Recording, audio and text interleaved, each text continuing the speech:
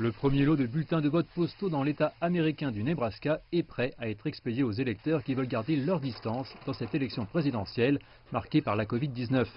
Mais pour le président Donald Trump, les bulletins de vote par correspondance à travers le pays sont un complot orchestré par ses adversaires du Parti démocrate. Ceci pour lui refuser un second mandat.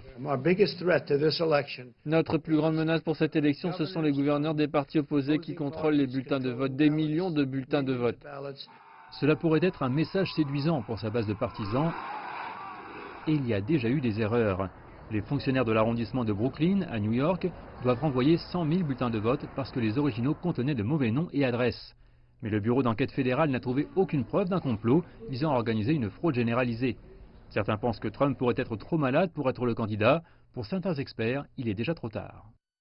Quelque chose pourrait arriver. Nous sommes au milieu d'une élection, les bulletins de vote sont déjà partis, plus de 2 millions à ce jour, et il y en a beaucoup plus encore qui reviennent par courrier. Nous sommes donc à mi-élection. Il est fondamentalement impossible de remplacer un candidat sur le bulletin de vote à ce stade.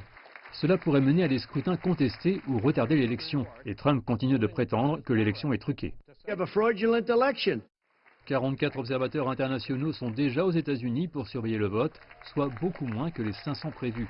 11 États, dont les États pivots de la Floride et de l'Ohio, refusent d'autoriser la surveillance internationale.